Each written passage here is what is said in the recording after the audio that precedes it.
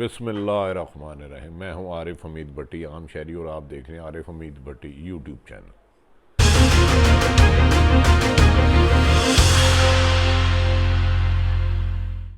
नाज़रीन, आपने देखा होगा कोरोना वायरस ने पूरी दुनिया को अपनी लपेट में ले लिया है। वो तकरीबन तमाम ममालिक में जितने भी हुक्मरान हैं या पॉलिटिशियन हैं, वो ज़ाती इख्तलाफात की बजाय कोरोना से निपटने के लिए एक हो चुके हैं। लेकिन बदकिस्मती है, पाकिस्तान में ऐसा नहीं हुआ।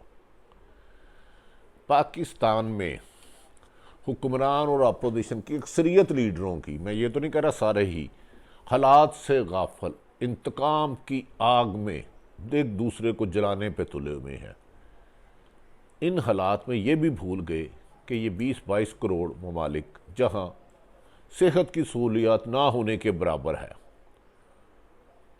जहाँ आम बीमारियों से मुकाबला नामुमकिन है, जहाँ बेरोज़गारी महंगाई अरूज पर है, इसका कोरोना का मुकाबला करने के लिए तमाम जमातों को एक होकर करना होगा। अगर हर जमात का MPA MN टिकट लेने के लिए 5-10 करोड़ फंड देता है और 5 करोड़ MPA इलेक्शन पे लगाता है और 10 करोड़ MNA लगाता है अपने हल्के के, तो क्या इससे 20% रकम भी ये अवाम पर नहीं लगा सकते, जिससे अवाम की कोरोना से मुकाबला भी छूट जाए और लोगों के घर राशन की कमी भी ना हो, हर घर में रोज़गार भी मिल जाए, हर घर में खाना भी मिल जाए, कोई भूखा ना सोए, चाहे मुल्क हो बेशक बंद सारा। लेकिन नहीं, हमने हिस्ट्री से नहीं सीखना। आज भी हुक्मरान अपोजिशन को नैब की धमकियाँ दे रही हैं और शहबाज शरीफ और बिलावल कह रहे हैं हुक्मरान गाफिल हैं, अपना काम नहीं कर पा रहे। ये इल्ज़ाम चलते रहेंगे। पाकिस्तान में जब भी कोई लीडर आया कायदे-ए-आज़म के बाद, उसने इस मुल्क को लूटा अपने अपने अंदाज से, अपने अपने तरीक़ाकार से। खैर नाज़रीन, कोरोना वायरस आया, कोरोना वैसे नहीं आया। आपको याद होगा 5 अगस्त को भारत ने मकबूजा कश्मीर में कर्फ्यू लगाया। 9 माह से वहाँ की औरतें घरों में बेवा हो रही हैं, बच्चे घर में पैदा करते हुए कब्रिस्तान बन गया है। पूरी दुनिया ने सिवाय अल्फाजों के इस्तेमाल के, रंगबाजी के, कुछ नहीं किया। उनकी अमली इक़दाम मदद नहीं की। मकबूजा कश्मीर में 70-80 लाख लोग कैदी हैं, खौफनाक कर्फ्यू में हैं। वहाँ किसी ने मदद नहीं की। लेकिन यहाँ सुपर पावर अमेरिका हो या दीगर ममालिक हों, वहाँ उसके अलावा भी सारी दुनिया इस लपेट में आ गई। लंदन के प्राइम मिनिस्टर कोरोना वायरस के शिकार हो गए। इसी तरह दीगर ममालिक की अहम तरीन शख्सियात कोरोना, और पाकिस्तान में भी अहम तरीन लोग कोरोना वायरस का शिकार हो चुके हैं, लेकिन जिनका हम नाम नहीं लेते या लेने नहीं दिया जाता। इसकी कई वजूहात हैं, इस बहस में भी नहीं पड़ते। नाज़रीन, इस दौरान तवक्को ये की जा रही थी, उम्मीद ये की जा रही थी, यकीन ये किया जा रहा था कि वज़ीर आज़म इमरान खान एक सोबर, मोतबर, आला हिकमत अमली वाला लीडर बनकर सामने आएगा और कौम को उस क्राइसिस से निकालेगा। लेकिन उनके इर्द गिर्द 4-5 उनके गैर मुंतखब एडवाइज़र और ब्यूरोक्रेटों ने उनको तबाही की तहाने ले गए। उन तक हक़ायक़ जाने नहीं दे रहे। पाकिस्तान वाहिद मुल्क है जिसने एहतियाती तदाबीर सबसे देर से अपनाई, और पंजाब सबसे अहम सूबा है जिसने एहतियाती तदाबीर में बहुत देर की आते आते, जिसकी वजह से नुकसान ज़्यादा हो रहा है। खैर, कोरोना से मुकाबला जंग तो पूरी दुनिया लड़ रही है, इसके असरात बहुत देर तक आएंगे, और क्या क्या आते हैं इसका भी आने वाले वक्त पे इंतज़ार करना होगा। लेकिन ये सच है कि इस कोरोना वायरस ने दुनिया को भूचाल की तरह हिला दिया कि ऊपर एक अल्लाह भी है जिसको आप भूल गए हो।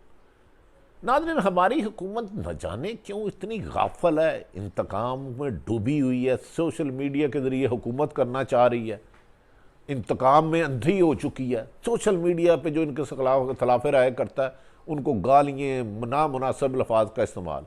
IMF के चीफ का कहना है कि ग्लोबल रिसेशन आ रहा है। इससे पहले ये ग्लोबल रिसेशन 2009 और 10 में आया था। कहा जा रहा है ये उससे 10 गुना ज़्यादा ख़तरनाक होगा। 20-20 साल बाद आते हैं। अगर पाकिस्तान में ये ग्लोबल रिसेशन आता है तो तकरीबन 1 करोड़ के करीब लोग बेरोज़गार हो सकते हैं। महंगाई अरूज पर चले जाएगी। आम आदमी बुनियादी सहूलतों से कोसों दूर हो जाएगा। तेजी से बड़े बड़े इन्वेस्टर अपने मुल्क का पैसा नहीं निकालेंगे, बिजनेस में पैसा नहीं लगाएंगे। लोगों की बेरोजगारी इस हद तक चले जाएगी कि डकैतियों, चोरियों और दूसरे बेरा रवि का शिकार का खतरा है। लेकिन हुक्मरान फिर भी गाफल हैं। इन्हें पता ही नहीं कोरोना वायरस 2-3 महीने बाद खत्म होना है तो इकॉनमी किस तरह जमीन बोझ होगी, महंगाई किस तरह सामानों को चूहेगी। आम आदमी रोजगार तो रोजाना की इनकम पर जी ही नहीं सकेगा। कोई इसकी इन्होंने हिकमत अमली नहीं बनाई। रोजाना अपने 3-4 बच्चे लेते हैं, नौजवान लेते हैं जो इनकी खुशामद करते हैं। पीएम उसकी प्रेस कॉन्फ्रेंस कर देता है, तीसरे दिन टॉक शो कर देता है। अपोजिशन लीडर इसी तरह अपनी नंबर स्कोरिंग में लगा। ताहम सिंध हुकूमत ने कुछ बेहतरी की। इन्होंने कौम को ये नहीं बता रहे कि इस कोरोना वायरस के एहतमाम के बाद या जब इसके असरात कम होंगे तो पूरी पाकिस्तान की इकॉनमी किस कदर ज़मीन बोझ हो जाएगी। बिलातादाद कारोबार बंद हो जाएंगे, बड़े बड़े फैक्ट्री और मिल ऑनर भाग जाएंगे और छोटे कारोबार ज़मीन पे ही नज़र नहीं आएंगे। लेकिन इन्होंने 2-3 मम्मी डैडी इंपोर्टेड, कोई अमेरिकन नेशनल, कोई ब्रिटिश नेशनल मंगवाए हैं, उनकी लाइन पे चल रहे हैं, जिन्होंने फौरी तौर पर जिस दिन इनकी हुकूमत जानी है बिस्तरा बाग के भाग जाना है। शहबाज शरीफ साहब आए थे, बड़े अच्छी बात है, लेकिन वो भी अब मैंने देखा है ज़्यादातर पॉइंट स्कोरिंग कर रहे हैं शहबाज साहब। आप मुस्लिम लीग नून के MPM टिकट होल्डर या MPMN को अपने हलकों में जिस तरह टिकटें वोटर लिस्ट बांटते थे इसी तरह राशन बांटें। यही हुकूमत को भी मशवरा है और दीगर सियासी जमातों को भी है। लेकिन खैर ये तो फिलहाल इंतकाम की आग से निकलेंगे तो कुछ करेंगे। IMF के चीफ ने कहा दुनिया हिल जाएगी इससे, दुनिया। लेकिन हमारे मुल्क में वज़ीर आज़म पाकिस्तान इस वक्त मुकम्मल बाख्तियार नहीं है। जिस तरह लोगों का एतमाद था हम अदारों का, वो भी इन पर एतमाद नहीं कर रहे। पंजाब में अमलन वज़ीर आला पंजाब के हालात से गाफल होना या ना समझ होना या हालात का वियन ना करना, इसका तदारक ना करना कि आने वाले हालातों से कैसा मुकाबला करना है, कुछ दीगर मुहब्बे वतन लोगों ने इसमें अपना किरदार अदा करना शुरू कर दिया है।